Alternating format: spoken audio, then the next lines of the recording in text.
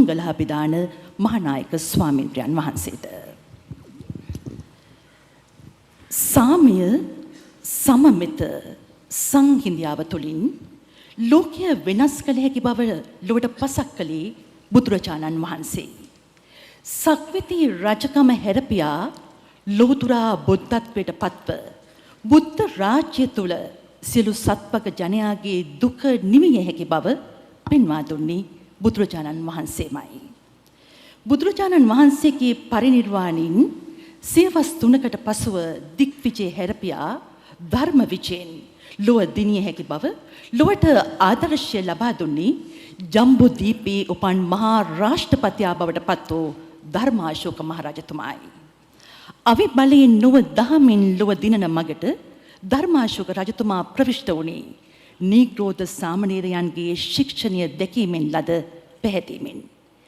එක්සත් ජාතීන්ගේ සංවිධානයේ ප්‍රතිපත්ති සම්පාදනයටත් මඟ කිව්වේ පංචශීලයේ බව ප්‍රකාශ කළේ ඉන්දියාවේ ජනාධිපතිවරයෙකු ආචාර්ය සර්වපල්ලි රාධකෘෂ්ණන් මැතිතුමායි. ලොවට මඟ පෙන්වන දර්ශනයක් සත්වකට දුන් බුදුන් වහන්සේගේ තෙමඟුල ලෝවැසියන් සැමරියොතු බව එක්සත් ජාතීන් තීරණය කළෙත් ශ්‍රී ලංකාවේ යෝජනාවක් පිළිගනිමින්. ප්‍රථම වතාවට ශ්‍රී ලංකාවේදී පැවැත්වෙන එක්සත් ජාතීන්ගේ 14 වෙනි වෙසක් දින සැමරුම් උළෙලට සැපෙමිනි ඔබ පිළිගන්නට ගෞරවයෙන් අපි ආරාධනා කරනවා එක්සත් ජාතීන්ගේ වෙසක් දින ජාතික කමිටුවේ සභාපති බුද්ධ ශාසන හා අධිකරණ ගරු අමාත්‍ය ජනාධිපති නීතිඥ ආචාර්ය Wijeyadasa Rajapaksa මැතිතුමන්ට. There is much significance in this inaugural event today, which has drawn so many participants, delegates, scholars, academics, the most venerable prelates and the venerable clergy from many areas of devotion and practice, leaders of people and communities and constituencies. And the international flavor of this gathering is unmistakable. For Sri Lanka, this is clearly a signal honor.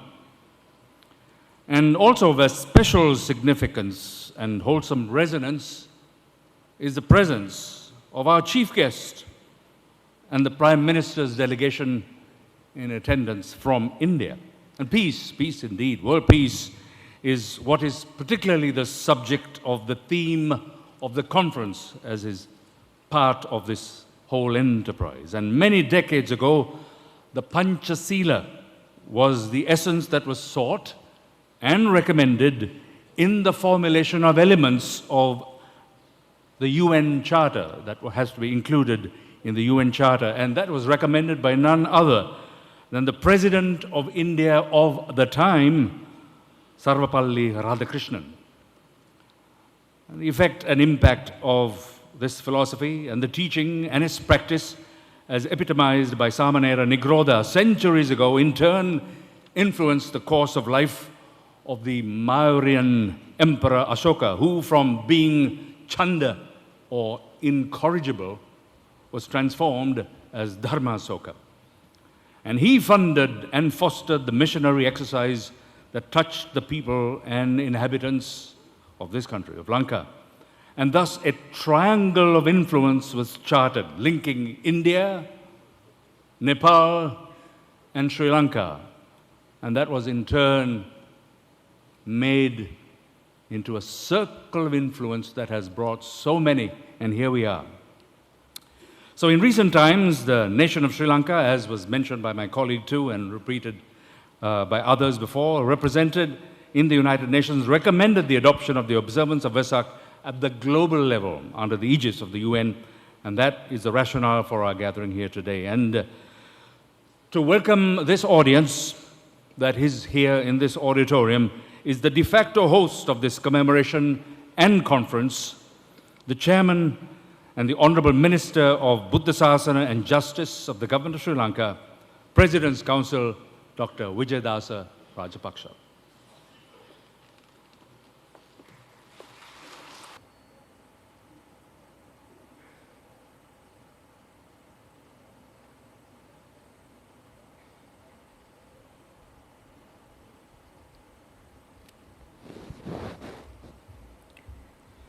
the Most Venerable Mahanayaka Theros and Most Venerable Sangaraja Theros, Venerable members of the Buddhist clergy, Venerable Buddhist nuns, Your Eminence Ranjit Cardinal Malcolm, Reverend members of the Christian clergy, members of the Hindu clergy and ulemas, Honorable Narendra Modi, the Prime Minister of India and the chief guest of this ceremony, Your Excellency Maithripala Sirisena, the President of the Republic of Sri Lanka, Honorable Ranil Wickramasinghe, the Prime Minister of Sri Lanka, Your Excellencies and the galaxy of distinguished guests gracing this historic and significant occasion. I feel very greatly honored to get this rare opportunity to extend our most cordial and warmest welcome to you to our midst today. It is in the aptness of things to recall that United Nations recognized and declared Vesak as a day of celebration to be conducted internationally, preserving and upholding the sanctity and sacredness of it. In that context, we are gratefully remember Her Excellency Chandrika Bandaranayake Kumaratunga, then our President, who motivated late Honorable Lakshman Kadiragama, then our Foreign Minister, to take the initiative to submit a resolution to the United Nations in 1999, which was adopted subsequently. Vesak is celebrated to commemorate the birth of Prince Siddhartha, his enlightenment and his passing away, which is considered the most significant day in the annual calendar, not only of the Buddhists, but also of the spiritually inclined people all over the world. This day of Vesak will be recorded in golden letters in the annals of our Sri Lankan history and will be commemorated by the posterity as we got this supreme opportunity to celebrate it in our country for the first time. When I had the occasion to deliver the keynote address in the 13th UN Vesak celebration held in Bangkok, Thailand last year, I emphasized upon our inheritance to hold it in this beautiful island blessed by the visit of the Buddha not once but thrice. It is all the greater because the Buddha visited no other country beside ours. Furthermore, the teaching of the Buddha were chronicled by our erudite Buddhist monks at Aluvihara temple in Matale during the Anuradhapura kingdom. What had been disseminated as the teachings of Buddha all over the world are contents of the Tripitaka canon chronicled as aforesaid. Buddha's initial advice to his first group of arahants, consisting of 60, was Charata bhikkhave charikang bahujana hitaya bahujana sukaya lokanu kampaya attaya hitaya sukaya deva manusanang, which means all his disciples shall preach the noble Dhamma for the purpose of the welfare and betterment of all the vast multitude of humanity. The golden thread that runs through the entire fabric of the purpose of his teaching is summed up in that advice. Teachings of all the Buddhas are amply represented in the following stanza preached by Gautama Buddha. I quote, Sabba papassa akaranang kusalassa upasampada sacitta pariyo dapanang etam buddhanusasanang, unquote. Which means refraining from all evils, accumulating merits, and purifying the mind is the teaching of all the Buddhas. All deeds of human beings, good or bad, spring from their minds. In the context of Buddhism, the essence of Dhamma denotes disciplining of the mind, which by extension leads to purification of it. A mind overwhelmed by unwholesome thoughts constantly does cause only devastations. Emperor Chandasoka had made up his mind to engage in the annihilation of his enemies until he achieved his objective of conquest. An amazing transformation took place in him when he realized the wisdom of Dhamma and became the greatest and the most righteous emperor in the world in human history. In the context of the present world, it is abundantly clear that man cannot distinguish between the right and wrong, and thereby he pursues substantiality in unsubstantial things and vice versa. Asare sara matino, sare chasara dasino, te sara nadi gachanti, miccha sankappa gochara. Hence, Buddha taught that such a person would never realize the truth. When one scans the world scenario, one would realize that the whole world is conflict-ridden in different forms and in different proportions. The most effective way to overcome this predicament is to reform the mindset of both the rulers and ruled in terms of the tenets of Buddhist teaching. What is significant of Buddhism is that it extends beyond the scope of a religion and explores universal truth. United Nations is expecting to achieve the goal of sustainable world development in 2030. I have no hesitation to mention that unless world peace is restored, the aforementioned goal becomes a far cry. That is why we chose the topic of this symposium as Buddhist teaching for sustainable world peace and social justice.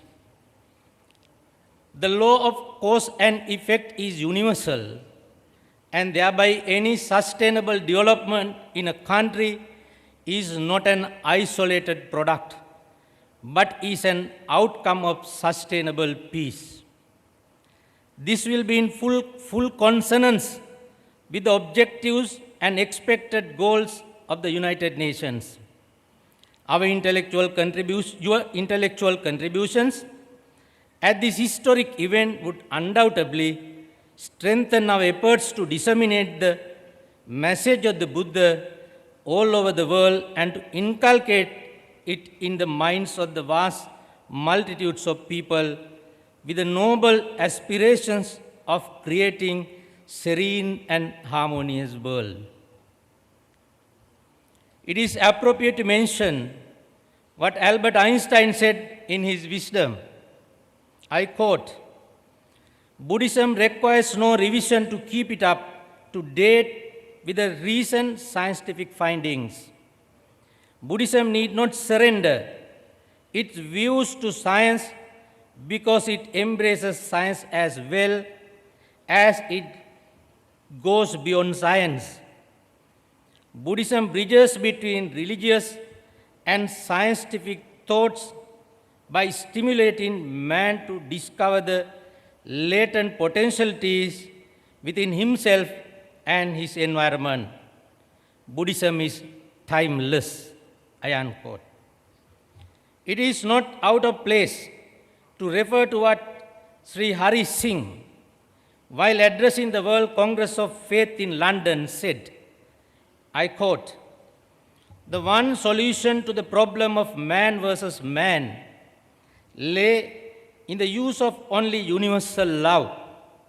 What was required was that we should see that we are all members of the universal self that constituted the universe. The practical value of Buddhism was demonstrated by the fact that there had never been a war in the name of the Buddhism." I unquote.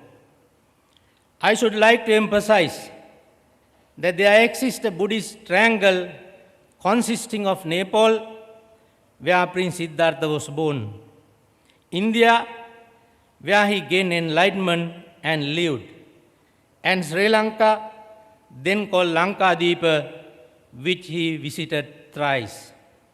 These three countries, with the blessing of the Buddha, inherited Buddhist values and culture. This series of events is all the more significant as the heads of state of all those three countries are gracing it. A special word of thanks to be expressed to Your Excellency, Honorable Narendra Modi, for gracing this inaugural event in the midst of your busy schedule. It bears ample testimony to your great reverence for Buddha and his teaching. Your Excellency Narendra Modi, for us in Sri Lanka, you are one of ours. I am confident that our assembling today and in the next few days would undoubtedly strengthen the bond of our brotherhood, unity, and interreligious harmony.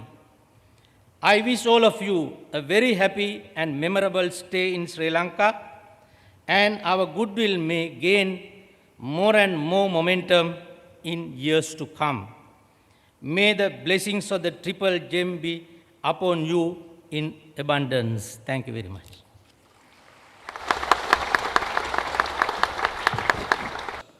That have resounded in the minds and maybe in the hearts of devotees, and also a confluence of philosophical ideals that take cognizance of the vastness of the cosmos and knowledge of its intricacies, have been brought to bear in the creation of a contemporary musical tableau. And this happens to be an original work crafted and composed in a symphonic and choral mode, employing a fusion of sounds and styles as befits the present reality of this UN Day of Vesak. And we trust you will enjoy this performance.